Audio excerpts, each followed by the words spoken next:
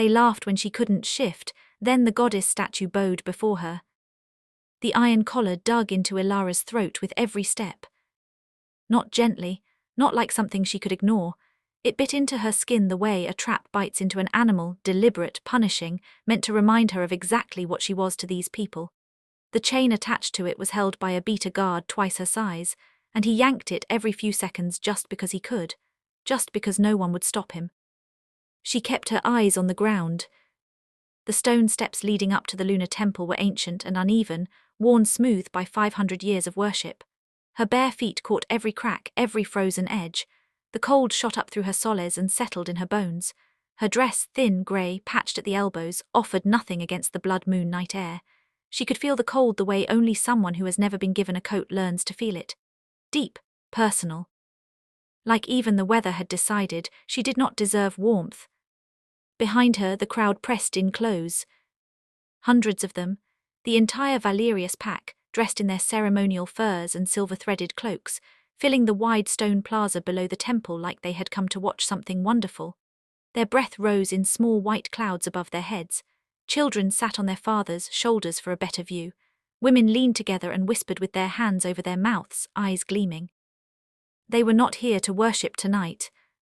They were here for her. Ilara had known this moment was coming for weeks. Ever since Alpha Mateo had announced that this year's blood moon ceremony would include a public shifting trial for every unmated wolf who had not yet presented their form. Everyone knew who he meant. There was only one wolf in the entire Valerius territory who, at 18 years old, had never shifted. Only one wolf people whispered about in the kitchens and the corridors and the cold stone hallways where servants scrubbed floors on their hands and knees. Only Ilaris. She had spent 18 years in this pack, and not one of those years had been easy. She had come to them as an infant, they said, though no one ever told her the full story of how or why. What she knew was this: she had grown up sleeping in the servants' quarters at the back of the main house, waking before dawn to light fires, hauling water, scrubbing pots until her hands cracked and bled. She ate what was left over. She wore what was thrown away. She spoke only when spoken to, and even then she measured every word carefully, the way you measure something precious when you know you only have a little of it left. She had learned early that silence kept her safer than speech. She had learned that making herself small kept her safer than standing tall. And still, none of it had ever been enough. One of the guards shoved her from behind and she stumbled forward, her knees hitting the stone hard. Pain flared up both legs. She pressed her lips together and did not make a sound. She pushed herself back upright. She kept moving. The crowd noise changed when she reached the top of the steps. The murmuring dropped away and something sharper took its place. Not silence, anticipation. The particular kind of quiet that falls over a crowd right before they decide to be cruel. The temple entrance was framed by 2 massive torches that burned orange red in the night wind. Beyond them, the altar stretched out across the wide stone platform, open to the sky, directly beneath the blood moon that hung low and enormous and deeply red above the mountains. In the very center of the platform stood the statue. The moon goddess. 500 years old and carved from solid white marble, she stood nearly 30 feet tall, her robes frozen mid-flow around her legs, her hands raised and open toward the sky, her face tilted upward with an expression that had always struck Ilara as something between sorrow and hope. Ilara had passed this statue every week of her life during the mandatory pack ceremonies, and every time she had felt the same thing she could not quite name, like the statue was waiting for something. Like there was a conversation happening that she could not quite hear. Tonight, she did not have time to think about any of that. The guards brought her to the center of the altar platform and released the chain. One of them unlatched the collar from her throat. She stood alone on the stone in front of the crowd, beneath the red moon, with nothing between her and all those watching eyes. Alpha Mateo stepped forward. He was tall, broad-shouldered, dressed in deep black ceremonial robes, with the Valerius silver wolf crest embroidered across his chest. He was handsome in the way that powerful men who have never been told no tend to be handsome, with an ease and a confidence that came not from kindness, but from a life lived entirely without consequence. His dark eyes moved over her with the flat assessment of a man looking at livestock. He raised one hand, and the crowd went completely silent. His voice carried across the entire plaza without effort. Tonight, under the blood moon and before the eyes of our goddess, we conduct the trial of the unshifted. He let that land, let everyone feel the weight of it. Every wolf who carries our Moon Mother's blessing will have shifted by their 18th year. Those who have not, he paused and his eyes moved directly to Ilara, have no place among us. The crowd stirred, someone near the back laughed. It spread quickly, the way fire spreads when the ground is already dry. Then Bianca stepped out from Matteo's right side. She was everything Ilara was not, and she wore it like armor. Her golden hair was pinned up with silver combs. Her ceremonial gown was white with blue trim, fitted to every curve, pristine despite the cold. She was Matteo's betrothed, and she was the most beautiful woman in the pack, and she had spent the last 4 years making sure Ilara understood, in ways large and small and devastating, exactly how far below her she existed. Bianca walked the length of the altar slowly, her heels clicking sharp against the stone, until she stood directly in front of Ilara. She looked her up and down once. Then she smiled. It was the kind of smile that did not reach the eyes because it was not meant to. "Look at her," Bianca said, loud enough for the front rows to hear clearly. She reached out and touched the hem of Ilara's dress between 2 fingers, then released it like it had contaminated her. 18 years and nothing, not even a flicker. She turned to face the crowd and opened her arms wide, performing now, giving them exactly what they had come for. The moon goddess does not forget her children. She simply never claimed this one. Laughter broke across the plaza like a wave. Ilara felt her face go hot. She felt her throat tighten and her eyes sting, and she hated herself for it. Hated that they could still do this to her after all these years. Hated that somewhere deep beneath all the walls she had built, there was still a part of her that could be hurt. She pressed that part down, hard. She lifted her chin.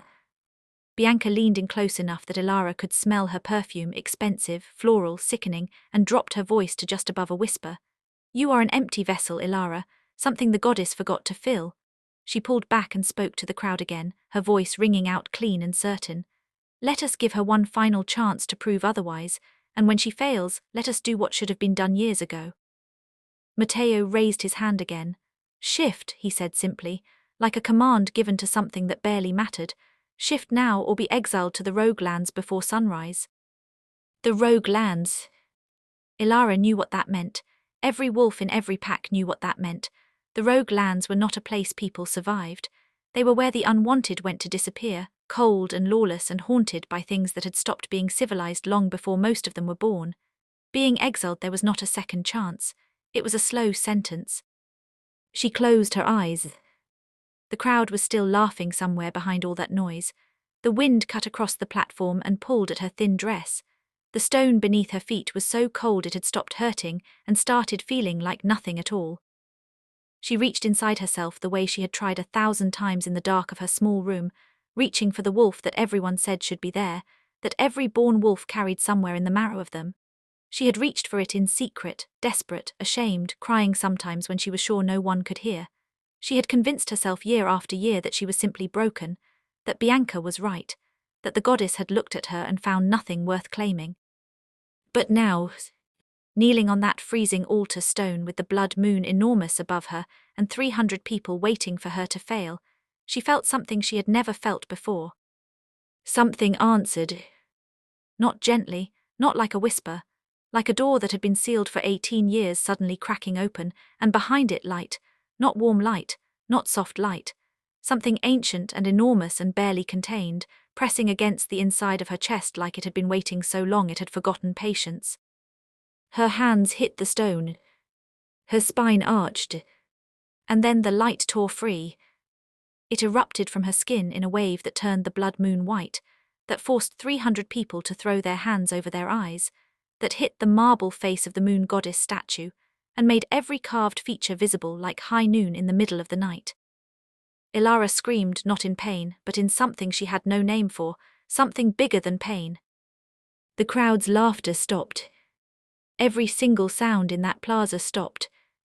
And in the ringing silence that followed, in the blinding, breathless hush, the first crack split through the base of the marble statue.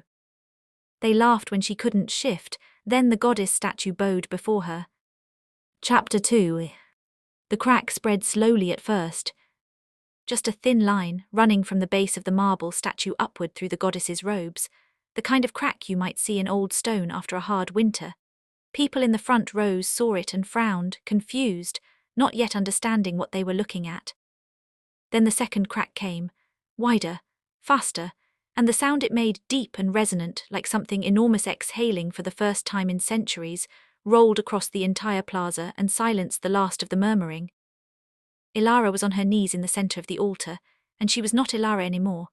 Not the girl with the patched dress and the cracked hands and the iron collar bruise still raw on her throat. Something had replaced her, or rather, something had finally come through her, the way light comes through a window the moment someone removes the boards that were nailed across it. The wolf that stood in her place was unlike anything anyone in that plaza had ever seen. She was larger than any wolf the pack's strongest warriors could produce. Her coat was not grey or brown or black. It was the colour of starlight itself, silver-white with a faint luminescence that pulsed gently outward like breathing, like a heartbeat made visible. Where her paws touched the altar stone, small fractures of light spread outward in patterns that looked almost like constellations. Her eyes, when she opened them and turned them on the crowd, were not yellow or amber. They were deep, depthless silver, the same colour as the moon on a clear winter night. The crowd did not cheer, the crowd did not laugh. The crowd made no sound at all. And then the statue moved. Not crumbling, not collapsing the way old stone collapses when it gives way. Moving, deliberately, the massive marble figure of the moon goddess, 500 years old and 30 feet tall and weighing more than any machine in the territory could lift, bent at its carved stone knees and lowered itself, slowly, with a grinding sound that seemed to come from the center of the earth, until both knees touched the altar platform. Until the goddess was bowing. Before Ilara. Someone in the crowd screamed, not in terror, in awe, the kind of sound a person makes when they witness something so far outside their understanding that their body reacts before their mind can catch up. That scream broke the silence open, and then everything happened at once. People dropped to their knees, not because anyone told them to, not because any alpha commanded it. They went down the way you go down when your legs simply stop holding you, one person, then the row beside them, then the next, a wave moving backward through the crowd until 300 wolves were kneeling on the cold stone plaza beneath the blood moon, their faces tipped upward, their eyes wide. Ilara stood at the center of it all, and felt the light moving through her like a river that had finally found its course after 18 years of being forced underground. She felt everything at once, and somehow she felt completely still. She turned her luminous silver eyes slowly across the crowd. She saw the guards who had yanked her chain. She saw the women who had whispered about her in the kitchens. She saw the children who had been taught to call her names before they were old enough to understand what the words meant. She felt no rage toward any of them. What she felt was something closer to sorrow, the kind that comes not from what was done to you, but from finally understanding how long it has been happening. Then she found Matteo. He had not knelt. He was standing at the edge of the altar platform, his ceremonial robes hanging off one shoulder where he had stumbled backward against a stone column. His face had gone the color of old ash. His mouth was open. His confident, flat eyes were not flat anymore. They were full of something she had never seen in him before, something he had clearly never had cause to feel in his entire entitled life. He was afraid. Beside him, Bianca had pressed herself against the column with both hands, her white gown catching the starlight coming off Ilara's wolf form and throwing it back in cold, sharp angles. The silver combs in her golden hair had come loose on one side and hung at an odd angle. She was not performing now. There was no crowd-facing smile, no carefully constructed cruelty. She was simply a woman staring at something she did not have the framework to explain, and for the first time in 4 years, she had nothing to say. Ilara looked at them both for a long moment. Then the temple doors exploded open. Not gently, not with a knock or a formal announcement. They came off their ancient iron hinges with a sound like a thunderclap and swung outward so forcefully that 2 guards standing near them were knocked flat onto the stone. The torches lining the entrance guttered and then burned brighter than before, casting everything in deep orange and shadow. And he walked through. He was tall, taller than Matteo, taller than any man in the Valerius pack, with dark hair and the kind of physical presence that does not need a title to announce itself. He wore no ceremonial robes. He wore travelling clothes, dark leather worn soft at the elbows, a short fur across his shoulders that looked like it had seen real weather in real wilderness. There were no silver crests on his chest. There was no embroidery. There was nothing performative about him at all, and somehow that made him more commanding than every ranked wolf in the plaza combined. His name moved through the kneeling crowd in a wave of whispered recognition. Giovanni. Alpha King Giovanni, the rogue king, the man without a pack who somehow commanded the loyalty of more wolves than any seated alpha in the Four Kingdoms, the man that other alphas referenced in closed rooms with careful voices, the way you reference something you respect too much to dismiss and fear too much to confront directly. He walked through the destroyed doorway and across the altar platform without looking at anyone, at the kneeling crowd, at the bowing statue, at Matteo frozen against his column. He walked like a man who had somewhere specific to be and had already waited too long to get there. He stopped when he reached Ilara. He stood before the starlight wolf with his chin level and his hands loose at his sides, and he looked at her the way no one in her entire life had ever looked at her, not with contempt, not with pity, not with the calculating hunger of someone deciding how to use her. He looked at her with recognition, like he had been searching for something for a very long time and had just now found it exactly where he had begun to fear it might not exist. Then he did what no one expected. He knelt, one knee on the altar stone, one hand placed flat against the ground, his head lowering toward her in a gesture that was not submission, it was acknowledgement. The acknowledgement of an equal recognizing another equal, maybe more than equal. The crowd, already on their knees, went completely breathless. Ilara felt it the moment his knee touched the stone, felt it the way you feel a key turn in a lock that has been jammed shut so long you forgot it was supposed to open. Something in her chest, something that had nothing to do with the cosmic light still moving through her, shifted, clicked, settled. The mate bond. She did not know the name for it in that moment. She had never been taught what it felt like, because she had never been considered the kind of wolf it would ever happen to. But she felt it, undeniable, unmistakable, as real and physical as the cold stone under her paws. A thread of warmth pulling from the center of her chest, directly toward this man kneeling before her, as though it had always been there, and she had simply never been standing in the right place for it to go taut. Giovanni raised his head and looked at her, and even through the wolf form, even through the cosmic light, even through everything that was happening around them, she understood that he felt it too. He rose slowly to his feet. He glanced once at Matteo, a single, brief look that carried more authority than anything Matteo had said all night, and then he turned back to Ilara and spoke. His voice was low and direct, not raised for the crowd, not performed, just the truth delivered the way truth should be delivered, like it is the most natural thing in the world. They have been poisoning you, he said. 18 years, silver nightshade, hidden in your food to suppress what you are. He paused just long enough for that to settle. Your family's lands, your birthright, your wolf, they stole all of it. The silence that followed was absolute. Ilara heard the words and felt them land not like a shock, but like the final piece of something she had been assembling without knowing it her entire life. The tiredness that never fully went away no matter how much she slept. The way she had always felt slightly muffled, slightly removed from herself, like trying to hear music through a wall. The reaching inside herself that had always come up empty, night after night until tonight. Not broken, never broken. Stolen from. She turned her silver eyes back to Matteo.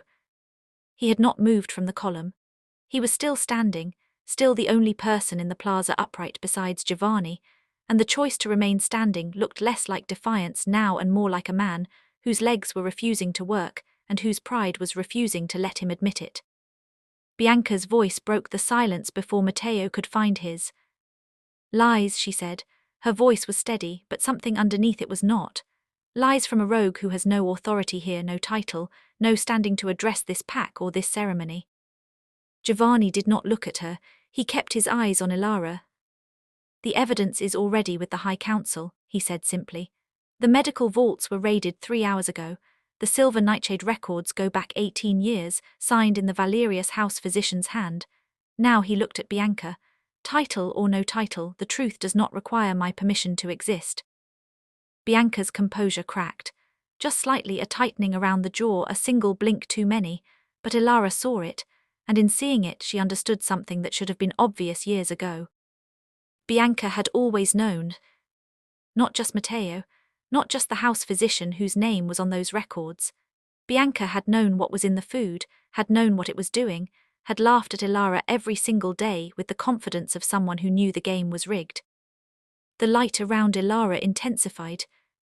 Not aggressively, not with violence, it simply grew the way a fire grows when it finally catches on something real, steady and certain, and quietly unstoppable. The constellations spreading from her pores covered more of the altar stone. The air above her shimmered silver-white. The bowing statue cast a long shadow behind her that pointed like an arrow back toward the crowd, toward Matteo, toward everything that had been built on the lie of her weakness. Giovanni stepped to her side, not in front of her, not behind her, beside her exactly as an equal stands. He looked out at the kneeling pack, at the broken temple doors, at the blood moon that had shifted slightly higher in the sky as the night moved forward, and his voice carried easily to every corner of the plaza. "The starlight wolf has risen," he said. "What happens next is not my decision to make." He looked at Ilara. "It is hers." Ilara held the light. She held the silence. She held 18 years of cold mornings and cracked hands and an iron collar, and a crowd full of laughter, and the word empty delivered to her face by a woman who had known all along that she was the opposite. She held all of it, and she did not let it make her cruel. But she did not let it go either. She turned her silver eyes on Matteo, and she let him see, truly see, exactly who he had been afraid of all along. They laughed when she couldn't shift, then the goddess statue bowed before her. Chapter 3. Bianca moved first. She stepped away from the column where she had been pressing herself and walked to the center of the altar platform with her chin raised and her hands clasped in front of her, every inch of her posture rebuilt into something composed and deliberate. She had found her footing again, or she was pretending she had, which for a woman like Bianca had always amounted to the same thing. "I invoke sacred trial by combat," she said. Her voice rang out clear and formal across the plaza. The words were old words, older than the Valerius Pack, older than most of the traditions people in this territory had stopped thinking about the origins of. Sacred trial by combat was written into Pack law going back centuries, an inviolable right, one that even an alpha king could not override, one that bound everyone present the moment it was spoken aloud in a holy space. She knew exactly what she was doing. If Ilara refused, she forfeited everything, the mate bond, Giovanni's protection, any claim to justice. The law would swallow her the same way it always had, regardless of what the statue did, regardless of what light she carried. If Ilara accepted, she fought alone, on Bianca's terms, in a space where titles and evidence and counsels meant nothing, and the only thing that counted was who was left standing. Giovanni went very still beside Ilara. She felt the tension move through him without him making a sound, felt it through the mate bond the way you feel weather changing before you can see it in the sky. He wanted to speak. She could feel that too. He was holding it back, and the effort of holding it was considerable. She stepped forward before he could say anything. She shifted back. The light contracted slowly, pulling in with the way a tide pulls back from shore, leaving Ilara standing in her human form at the center of the altar. Her dress was still thin. Her feet were still bare on cold stone. The iron collar bruise was still there on her throat, dark against pale skin. None of that had changed. But she stood differently than she had an hour ago. Her spine was straight. Her hands were loose at her sides. Her eyes, back to their natural dark grey, were steady and completely unafraid in a way that had nothing to do with performance and everything to do with the fact that she had felt minutes ago what she actually was, and that knowledge did not shrink when the light did. "Accepted," she said. One word, quiet, final. Bianca smiled. It was the smile from before, the one that did not reach the eyes, but underneath it something sharp and hungry had emerged, something that had been waiting for this specific outcome. She reached up and removed the silver combs from her hair and set them carefully on the column beside her. She rolled her shoulders once. She had the easy, confident movements of someone who had trained for combat her entire life, someone who had never doubted her wolf, someone who had spent years watching Ilara scrub floors and carry water and flinch at raised voices, and had built her certainty of victory on every one of those observations. The crowd that had been kneeling rose slowly to its feet, not out of disrespect, out of the collective instinct of witnesses understanding that what came next required them to see it fully, standing. The plaza rearranged itself without anyone directing it. People moved back from the edges of the altar opening space. The remaining guards stepped aside. Matteo pushed off from his column and moved to the far edge of the platform, his face unreadable now in the way that frightened men make their faces unreadable, by making them blank, by refusing to let anything surface that might confirm what everyone can already see. Bianca shifted first. Her wolf was large and dark-coated, deep brown with a broad chest and powerful legs, exactly the kind of wolf that a woman who had spent her life in comfort and privilege and careful cultivation would produce. She was beautiful in the way predators are sometimes beautiful, all efficiency and controlled force. She hit the ground on 4 legs and lowered her head, and the growl she produced came from somewhere low and serious. The pack around the plaza recognized it and responded the way wolves always respond to that particular sound. Shoulders tightened, breath came shorter. The primal part of every person present registered the threat. Ilara stood still in her human form and looked at Bianca's wolf across the altar stone. She breathed. She thought about the mornings, hundreds of them, rising before the sun to light fires in rooms that were never her rooms, carrying trays of food she was not allowed to sit down for, wearing shoes until they fell apart and being given the next pair 2 weeks after the last ones did.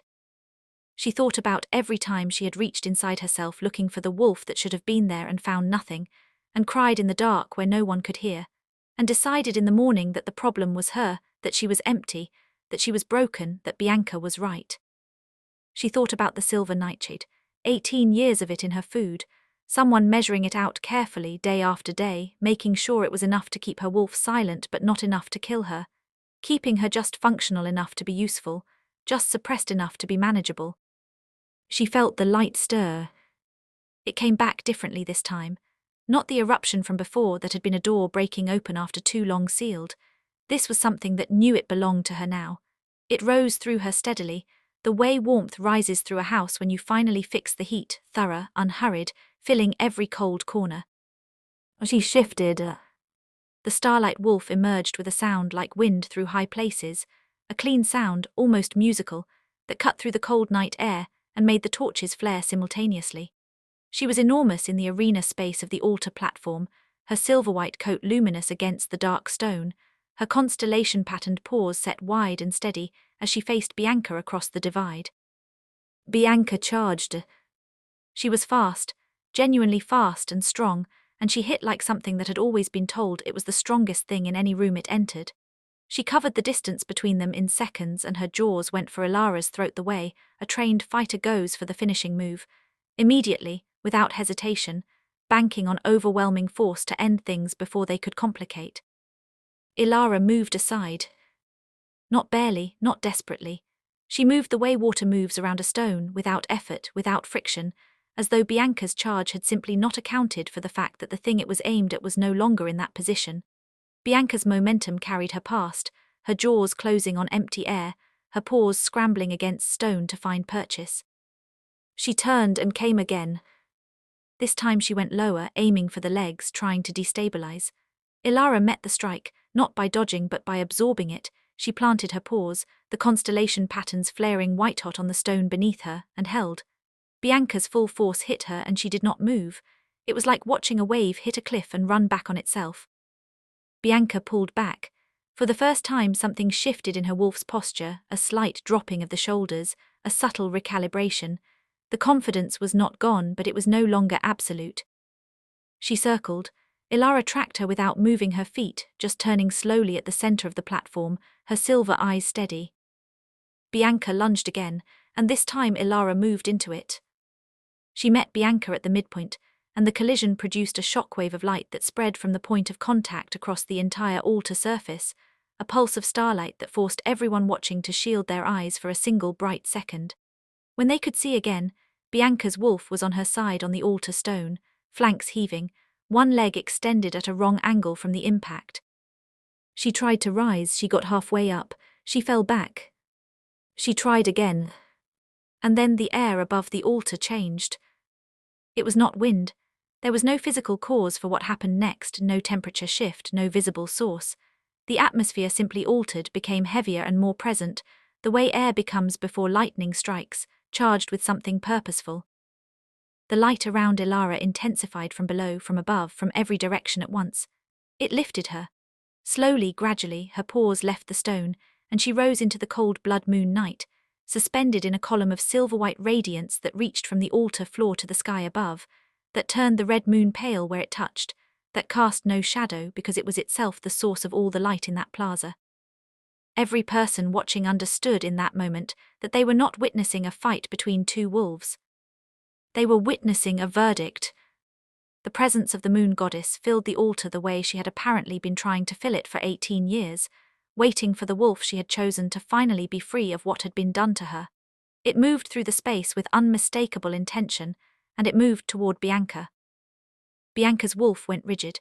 A sound came out of her that was not quite a growl and not quite a cry, something between the two, something raw and uncontrolled, the sound of something being taken. She convulsed once on the stone, her dark coat flickering at the edges like a candle in wind, and then her wolf form collapsed entirely, folding away, leaving Bianca in human form on the altar stone, gasping, her hands flat against the ground, her golden hair loose around her face. She reached inward. Ilara could see it in her eyes, that frantic internal reaching, the search for the wolf that had always answered. It did not answer. Bianca looked up at Ilara, still suspended in light above her, and for the first time in 4 years her face held nothing constructed. No performance, no calculation, no careful cruelty. Just the face of a woman who had built her entire life on someone else's stolen foundation and had just felt it give way beneath her feet. She lowered her head to the stone. The crowd bore witness in absolute silence. Ilara descended. Slowly, the light lowered her back to the altar platform until her paws touched stone, and the column of radiance softened around her. She shifted back to human form and stood in the center of the altar and looked at Bianca on the ground before her and felt nothing she had expected to feel. She had imagined this moment, in the dark of her room, in the years when imagining it was the only thing that kept certain nights from swallowing her whole, and she had imagined it feeling like satisfaction, like the closing of a wound. What she actually felt was tired, and free, and ready. She turned away from Bianca and found Giovanni standing at the edge of the platform. He had not moved during the duel. He had watched with his arms at his sides and his face quiet, and when their eyes met now, she saw in his expression something that she recognized, because she had felt its absence her entire life and its presence for the last hour. He was proud of her. Not for winning, for who she was while she was winning. She crossed the altar to him, and when she reached him he turned to face the crowd beside her, and the two of them looked out together at 300 wolves standing in the blood moon light. Giovanni's voice carried across the plaza. What you witnessed tonight will be presented before the High Council of Alphas at sunrise. The evidence of 18 years of silver nightshade poisoning, the suppression of a divine bloodline, and the theft of ancestral lands belonging to the Starlight lineage. He paused. Alpha Matteo Valerius will answer for these crimes before the full council. Matteo, at the edge of the platform, made a sound, something between a protest and a denial, but whatever words he intended never fully formed. They dissolved in his throat under the weight of 300 people turning to look at him with new eyes. Eyes that had seen what they had seen tonight, and were reorganizing everything they thought they knew around it. He had the look of a man watching the walls of a very long con finally falling inward. At sunrise, before the High Council of 12 Alphas gathered at the temple steps, Giovanni presented the evidence. The physician's records, the sealed vaults, 18 years of documented doses measured against Ilara's growth records in the Valerius household files. The council reviewed it with the kind of thorough, deliberate attention that powerful people give to things they know will define the terms of everything that follows. Matteo did not have answers that held. He had explanations that collapsed under questioning. He had justifications that revealed, in the revealing, their own falseness. The council's decision took less time than most people expected. Alpha Matteo Valerius was stripped of his title before the blood moon had fully set. His pack was formally dissolved, its members released from their oaths and given 30 days to seek new affiliations. Matteo himself was sentenced to the silver mines on the northern border, the same border, Ilara noted, where the rogue lands began, the same fate he had been prepared to hand her 12 hours earlier. She did not say this out loud, she did not need to. When it was done, when the council members had signed the documents and the guards had taken Matteo into formal custody, and the crowd had thinned to the people who remained because they genuinely did not know where else to go, Ilara stood alone at the very top of the temple steps. The blood moon was low and pale now in the early morning sky, its red almost entirely gone, the horizon beginning to lighten at the edges with the first suggestion of dawn. The bowing statue of the moon goddess was behind her, still on its knees, still turned toward where Ilara had stood on the altar. The constellation marks her paws had left in the altar stone were permanent, already being studied by the pack's historians with shaking hands and wide eyes. Giovanni came and stood beside her on the steps, close enough that she could feel the warmth coming off him in the cold morning air. He did not speak immediately. He was the kind of man who understood the value of letting moments exist before filling them. Below them, the plaza was quieting. Servants were moving through it carefully, beginning the work of cleanup and restoration, stepping around the permanent light marks with something approaching reverence. Children who had been kept awake through the whole extraordinary night were now drooping against their parents' shoulders, fighting sleep with the losing determination of children everywhere. Ilara watched all of it and felt the weight of 18 years sitting in her chest, not crushing her, not anymore but present, real, hers to carry forward. "What happens now?" she said. Her voice was quiet, not uncertain, just honest. Giovanni looked at her. "Whatever you decide," he said. "The lands are yours to reclaim, the title is yours to take or leave, the bond between us is real, but it is also yours to accept or walk away from." He said it simply, without pressure, the way someone states a truth that does not require performance because it is simply true. "I am not here to tell you who to be, Ilara. I am here because you are who you are." She was quiet for a moment. She thought about the iron collar, the grey-patched dress, the frozen stone steps, the crowd laughing, Bianca's voice delivering the word empty with the practiced ease of someone who had said it so many times it had stopped feeling like a choice and become a habit. She thought about the light that had come through her from somewhere ancient and patient, and absolutely certain. She thought about all the wolves out there in other packs, in other territories, who were surviving the way she had survived, by making themselves small, by measuring their words, by reaching inside themselves in the dark and finding only silence, not understanding that the silence was not emptiness but theft. She knew what came next. She lifted her chin the same way she had lifted it on the altar, not in defiance, but in something older and quieter than defiance, in recognition, in acceptance of what she actually was. "Then let us begin," she said. The dawn broke over the mountains. The light came across the plaza in long golden lines, touching the constellation marks in the altar stone and making them gleam, touching the bowed head of the marble goddess and turning the white marble warm. It touched Ilara on the temple steps and Giovanni beside her, and it was ordinary morning light, simple and unhurried, the kind that comes every day regardless of what the night held. But this morning it felt like an answer,